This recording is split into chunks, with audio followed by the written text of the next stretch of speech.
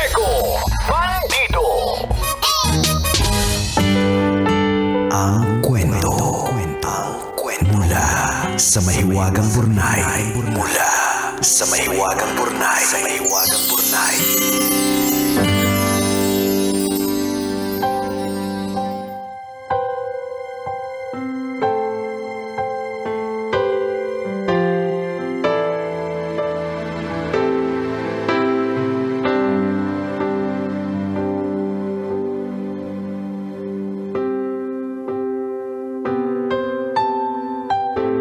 Kumikinang na tambalang, Nicole Yala and Jego Bandido.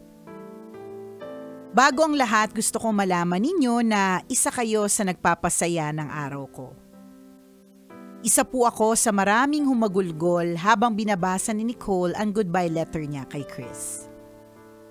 Ang dami ko na kasing natutunan sa programa ninyo at sa inyo ako humuhugot ng lakas. Mabuti na lang talaga hindi naman tuluyang nawala sa ere ang tambalan. Kuminang lang.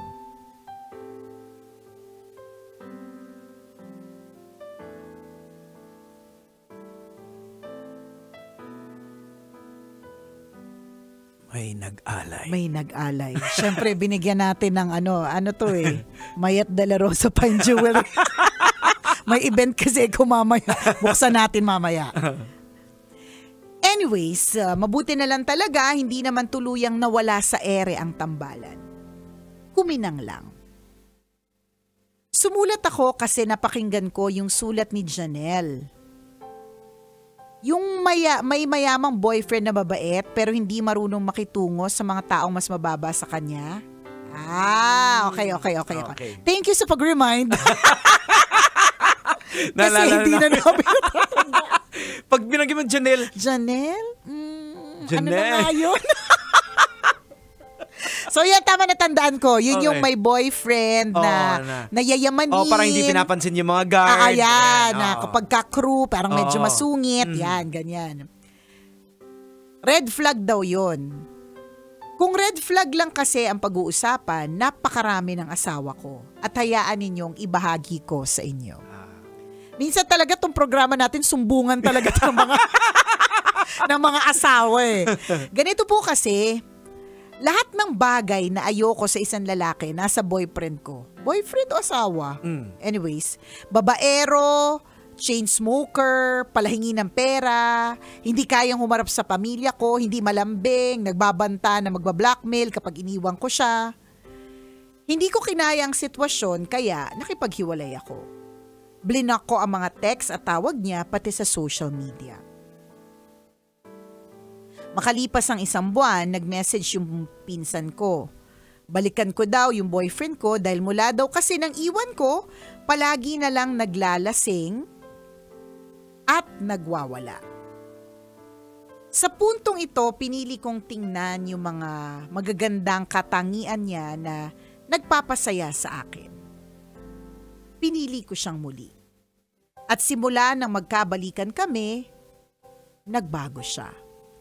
Hindi pa din naman perfect ang relasyon namin pero nagkakaunawaan kami. Kasal na kami ngayon at nananatiling positive sa kabila ng mga hamon sa buhay. Salamat po sa pagbasa ng sulat ko at sana ay kapulutan ng aral ng mga listeners ninyo. Ang inyong kumikinang na tagapakinig, Sarah.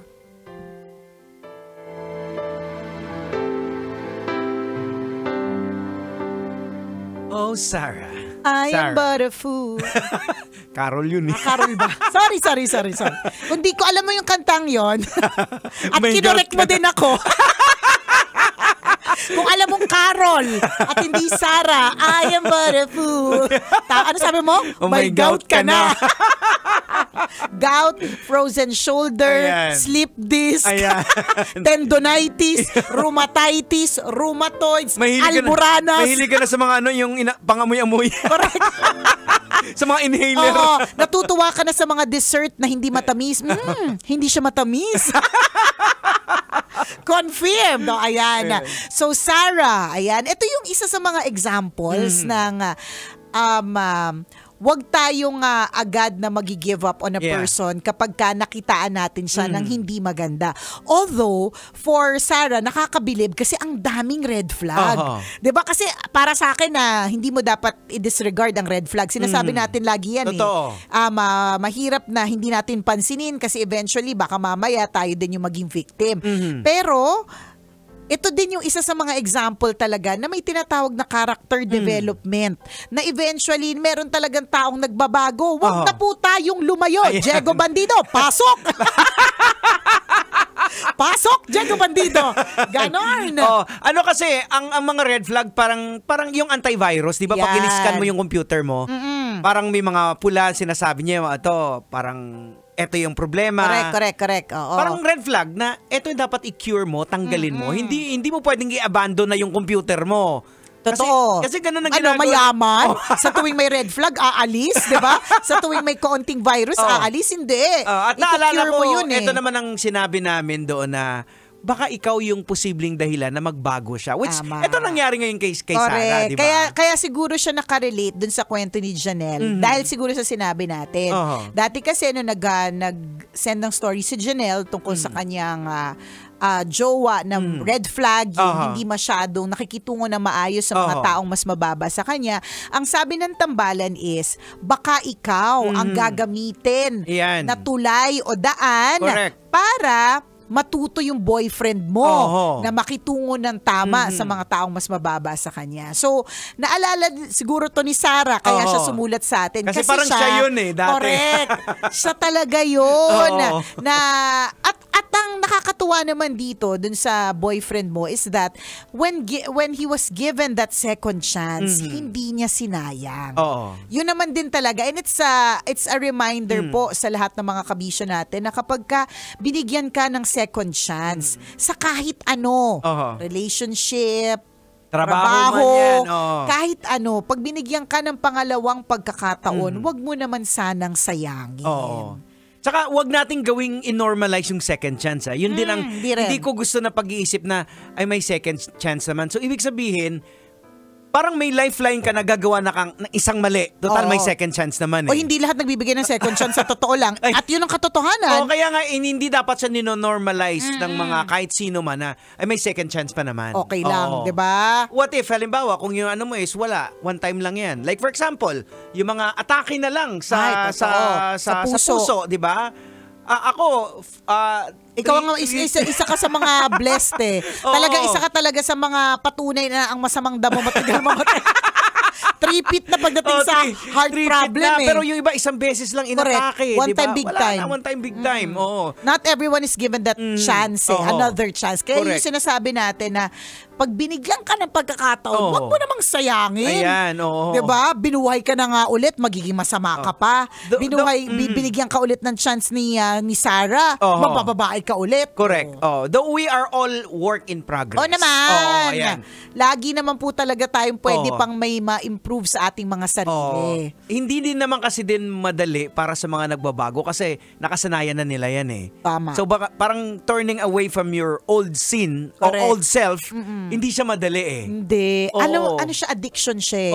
Explanation siya sa akin ng, alam mo naman, nung weekend, may mga kinausap tayong mga doktor. Kasi, alam mo na, pag alam mo na yung kantang, actually, nagpa-check up po talaga si Nicole sa utak. Sinasabi niya na may kinausap yung doktor. Yun po talaga. Aminin mo na kasi. Okay, naamin ko na. Tapos sabi ng doktor, baliw ka pa rin. Perfect. Pasok pa rin ako sa lab radio. Requirements po namin yan. Oo, requirement namin yan. Maintenance namin. Correct, pag hindi ka crazy, hindi ka tatagal dito. Tama. Dapat aning-aning ka talaga. Anyways, so dun sa check-up na yon, sabi niya na madami tayo na, tinanong niya sa akin, nagyoyosi ka ba? Sabi ko, dati po. Tapos sabi niya, nung tumigil ka sa pagyoyosi, cold turkey as in biglaan o gradual? Tapos sabi ko, biglaan po. Isang araw nagdesisyon ko akong ayoko.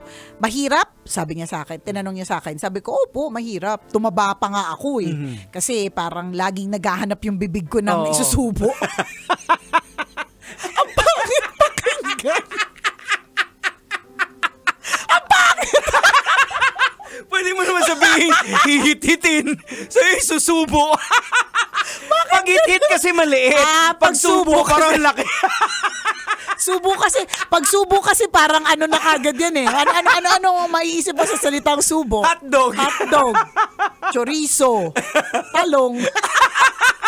Yung mga example mo na naman. Pwede ka masumubo ng pagkain ng kutsara. Bakit talong? Diba? Paano ko ba sinabi? Naghahanap ako na ipapasok sa mga... Nakakaloka. So sa madaling salita, hindi talaga siya naging madali. So whether it's biglaan na pagtigil or gradual as in unti-unti na una 1 pack a day, naging half pack. May mga iba naman, kanya-kanya naman yan na paunti-unti. Hindi talaga siya madali kasi addiction siya eh. So ganun din pagdating sa mga sa mga ganyang klase mga bagay na addict tayo sa mga bagay-bagay, 'di ba? Na diskaril ako dahil sa masubuso. Naghanap ka na may isusubo. Well, ano kasi, kaya mahirap siya, hindi kasi siya problema ng naghanap lang yung bibig mo ng may susubo. Correct. Problema kasi siya ng brain kung paano siya na-wire. Totoo yan. So, hindi talaga siya madali. At kung naka-wire ang brain mo na laging may hinihit-hit, yan, tama na, di ba? May hinihit-hit, talagang natataranta yung katawan mo. Kasi ang sabi ng brain mo, hindi. Pagising mo pa lang may sinusubo ka. Plus yung muscle memory. Muscle memory ng bibig mo. Ng bibig mo na lagi kang merong hinihit-hit. So para kang manginginig ngayon kasi wala, 'di ba? Yun yung withdrawal stage. Yun yung withdrawal na stage. So hindi talaga siya madali, 'di ba? Pero hindi ibig sabihin nun na hindi siya magbabago kasi pwede naman talagang makapag-withdraw eventually. Ganon. Ano ba pinag-uusapan natin? Bakit may withdrawal? Parang ang halay pag sinikaw niya nagkukwento. Bakit ganon? May pagsubo. May withdrawal. May muscle. Muscle memory, ha? Muscle memory. Ano bang muscle na pasok sa utak, no? Control. Hi! Itigil na tayo. Ayawan na! Ayan, ba't ba tayo napunta doon? Ewan ko sa'yo. Ano ba yung gusto kong sabihin? Yung subo. Meron akong gusto sabihin eh. Hala, na-discarrel talaga ako, nakakainis. Ito talaga yung mga example ng quarantine. Meron akong sasabihin, tapos hala, nakalimutan ko na. So in other words, if you're, kunyari, ikaw yung boyfriend ni Sarah, wired siya na maging babaero, ganyan. Pasaway, ganyan. Yung brain niya nakaprogram na ganon. Diba? So hinahanap na ng katawan. Oo, di ba? Pero pwedeng magbago. Ayan. Di ba? At yung pagbabago na yan, kailangan talaga may mga taong tutulong sa'yo. Minsan hindi kaya siya ng lang, yung parang self-control lang. Hindi kailangan may mag-i-inspire sa'yo, may mga ganon. Actually, kasi yung utak natin, nagre-react siya kuminsan mostly sa parang reward system na nangyayari. Kaya kahit yung mahirap na gagawa natin, like for example, yung nakita ko lang na news article na yung isang 27 years old, kumasya sa magpatuli dahil may 10,000. Nagpasya siyang magpatuli? Oo. Okay. So, parang may challenge nagpasya siya na magpatuli at the age of 27. Pilipino? Oo, Pinoy. Okay. Ayan. Kaya dahil may award na 10,000. Dahil reward system. So parang pag may reward system, yung utak natin, nakakayanan natin kahit mahirap. Totoo. Because of that. Tama Like for example, yan. dahil pinatawad siya, parang it's a reward system. Correct. Parang magbabago ako kahit mahirap. Totoo. So, kailangan may kailangan lang nating magtiwala na people can actually change. Wala na, na-discarrel na talaga. Nawala na talaga ako sa trail of thought. Batiin ko na nga lang ito, pinapabati ni Tid Rivera. Sige. Total naman, na-discarrel na rin lang naman ako. Happy birthday kay Lawrence Palacio na nakatutok sa atin. Happy birthday, Lawrence. Ayan. Shout out sa inyo. Shout out sa iyo at sa lahat ng mga gustong magbago. Ayan. Gustong magkaroon ng changes for the good. Ayan. For the positive. Correct. Go. And we're happy for you, Sarah, sa nangyari sa buhay ninyo. And hopefully, natuloy-tuloy na talaga yan. Ayan. Totoo. Kasi again, a second chance was given. Do not ever waste that second chance. Ayan. Tandaan niyo po yan. Pagod okay? ako. Oras natin, 1:39. Ako pong kumikinang na ulo, Diego Bandido. At akong kumikinang ina mo, Nicole Liala. Kailangan pa bang i-memorize yan? Basic!